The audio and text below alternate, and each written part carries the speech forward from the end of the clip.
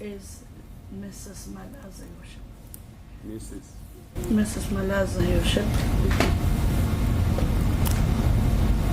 No name like that made a reference to Margaret Masio. It was just the surname, Your Worship, the Malaza. So the inference to be drawn is that automatically when a name Mrs. Malaza is mentioned, she's the only person that could be Miss Malaza, and it's referring to her. Yes, Your Worship, and the witness in this case, Your Worship. And secondly, Your Worship, the court asked about the clips, Your Worship.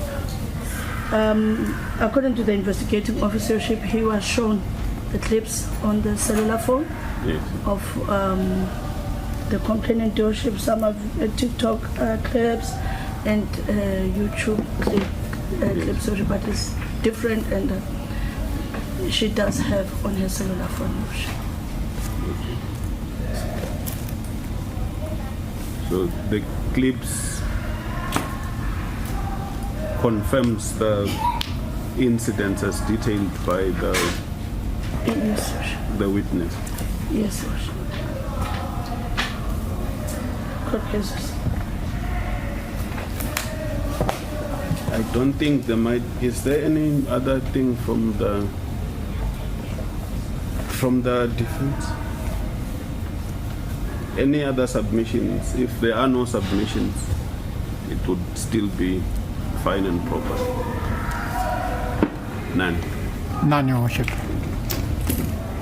With regards to the application that is brought before me, the prosecutor informed the court that the application is brought in terms of Section 60, subsection 4, paragraph C. Section 60, subsection 4, paragraph C talks about something completely different. And Section 60, subsection 4, paragraph C would have to be read together with subsection 8. And in this instance, any amendment to bail applications or the conditions thereof must be done in terms of Section 63, subsection 1, which says that the application can be brought either by the state or by the prosecution. It could either relate to the reduction of the bail amount, or it could also relate to the conditions of bail. At this particular stage, the issue that the state is alleging is that by mere mentioning of a particular name on some of the platforms that the accused number 1 appeared on, it automatically makes her fear for her life, and that there are other people who had, since the incidents, approached her and threatened her. But in the mind of the court, it's logical to say that where allegations are made, whoever alleges a particular fact must be able to prove. Where those threats were made, are there cases that were opened against the particular perpetrators who were threatening the said witness? Does she even know the identity of the persons in question?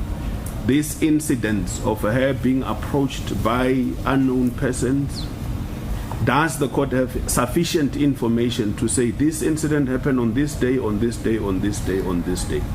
The only thing that the court was given at this stage was the dates of the alleged mentioning of the name, but the incidents where she was approached, I don't have any information. She is fearful to go to the mall based on what incident that happened, when, where, on what date, and who was the perpetrator on the date in question, and what are the reasonable steps taken to try and ensure that safety is concerned.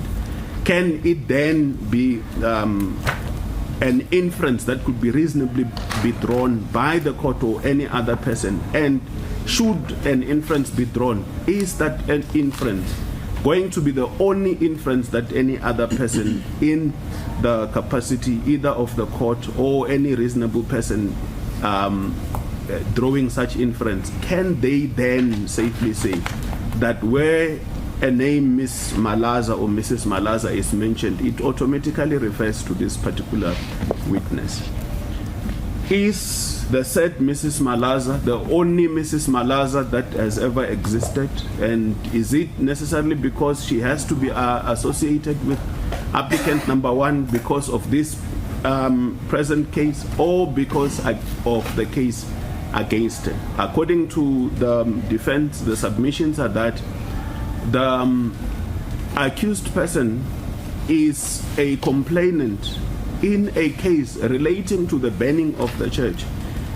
The court would have understood it differently if it were to say that she feels threatened because he, on the podcast, discussed details of this particular matter or any of the issues that are related to this matter. As a result, therefore, she feels fearful or threatened.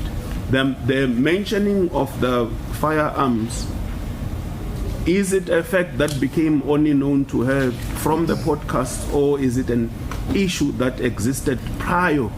During the bail application, was it an issue that was discussed? Is it that he could be in possession of licenses in respect of those firearms? Those are some of the things that, when weighing up this particular issue, the court would have to look into in order to draw an inference. And as I have already indicated, there cannot exist more than one inference to be drawn on the basis of the set of facts. Only one inference must exist at the end of the day. If it pertains to Mrs. Malaza, could an inference be drawn that when the accused is speaking about Ms. Malaza on the podcast, automatically it relates to her? There could possibly be another Ms. Malaza other than the one that is mentioned. Unfortunately, at this particular stage, particularly on count number 2, I can't make out the surname.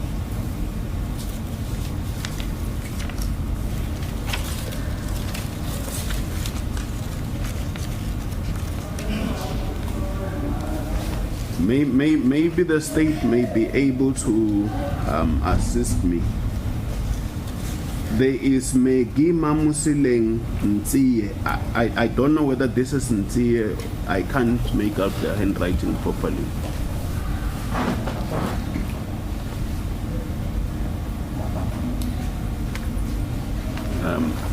Please assist on count 2.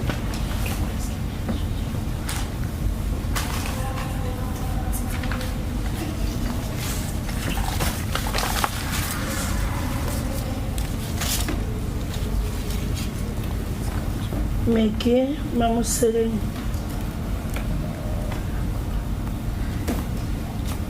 Webster. It's a Webster. No, the one underneath. Meki Mamuseleng Webster. There is Webster on top. There is another one on count 2. There is another Meki Mamuseleng, but the other it cannot read Webster. The handwriting cannot be Webster there. It's Webster. Threatening? Yes, threatening to injure the said Meki Mamuseleng Webster. Okay.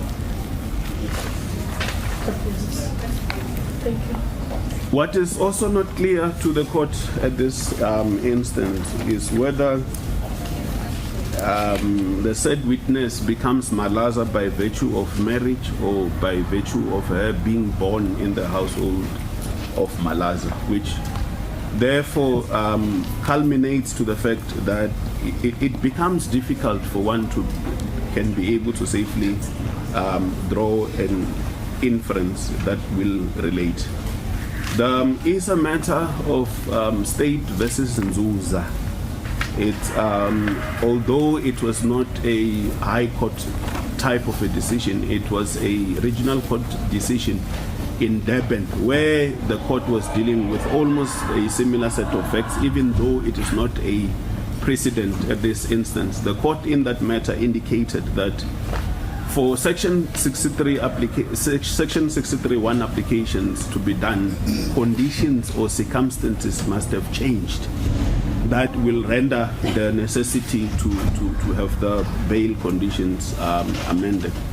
So under the circumstances, after having listened to the state and the submissions and the incorrect assumption that the matter is brought under Section 64C, I am not convinced that at this stage the court should temper or interfere with the conditions as previously placed by the court, because the inference to be drawn can be more than one inference, that it could be another Mrs. Malaza that burned down the church, as long as there was no mention of either the name or the initial or anything that will bear specific reference to the said person who is a witness in the matter. I am satisfied that there are no violations of the bail conditions at this stage, since it was only indicated that he should not directly contact or indirectly contact the witnesses, and not to say that he should not say anything or mention anything. And should he be doing so, it could as well be that he is expressing his views as a complainant in the matter where he had opened a case, and it cannot safely be that his intention was to try and endanger the safety of the witness in this particular matter, because no reference, according to the state, was made to this matter. The reference was made to the incident of the burning of the church, which is a matter that is not before this court. This court cannot amend bail conditions based on a matter that is happening in another court, and which the court has no facts of and cannot be able to comment under the circumstances. So I am of the view that the bail conditions, as indicated, they are sufficient enough to provide protection to the witnesses. Should there be a violation of the bail conditions, the state is fully aware that Section 68 will have to be applied, and his bail will have to be cancelled upon an application brought by the state. But at this stage, I don't have sufficient information that would lead me to draw the only reasonable conclusion to be that by mentioning Mrs. Malaza, then it meant indirect harm to the said witness. That by mentioning the issue of him owning firearms, it automatically means that he wants to harm her, or the intention was to try and harm the witness. I am of the view that based on the facts as presented before me, a conclusion cannot be drawn that the mentioning of the name or the firearm was intended to interfere or to influence or to endanger the safety of the said complainant. And as such, I will not grant the application by the state to amend the bail conditions at this stage. The court pleases the worship. The court pleases. Investigation, the worship is complete. Request the matter to be postponed for additional court date allocation. Investigations are complete in respect of all the counts. All the counts, yes.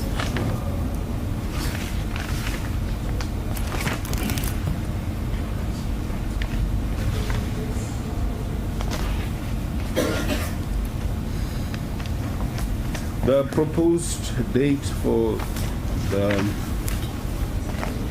11 November. Advocate. The 11th of November is a Monday.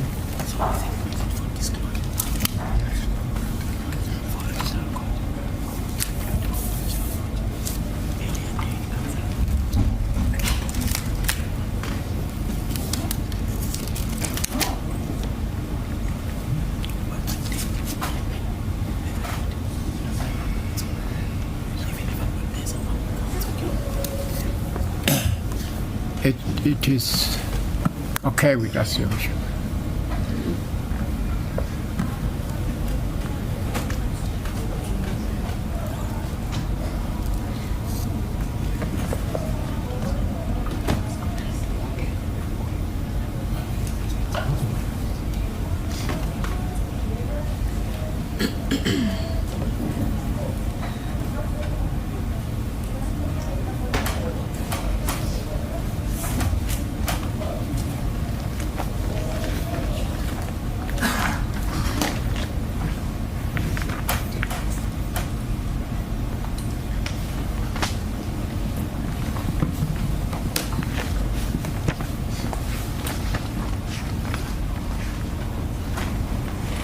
With regards to the status of the three accused, they are all out on bail.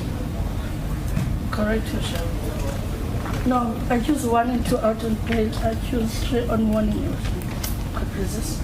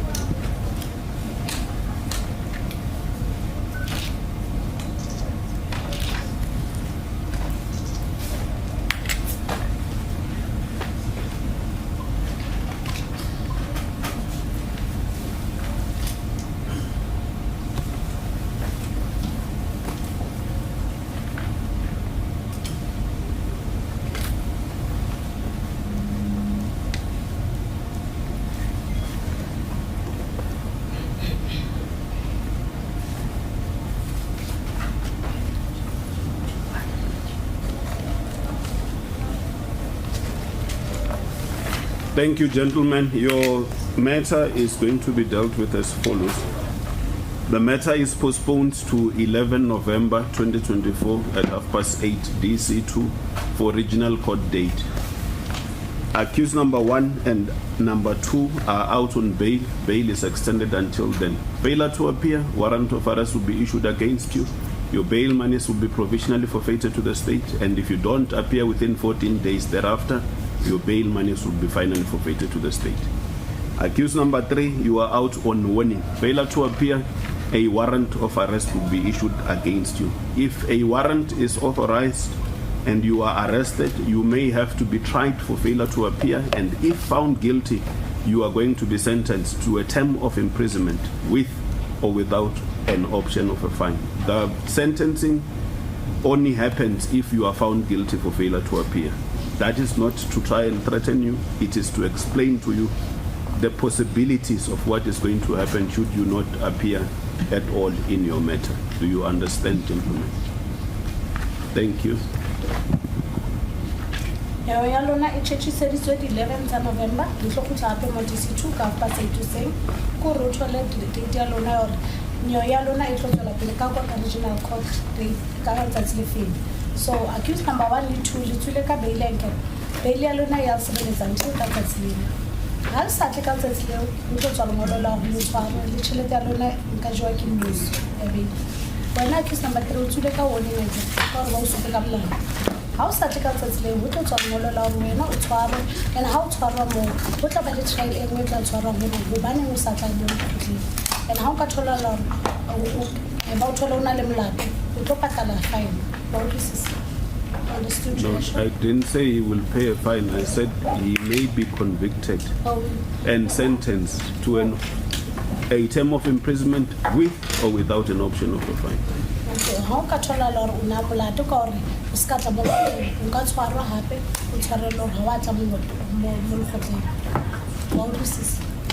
Understood, Joshua? Thank you. You You can be excused.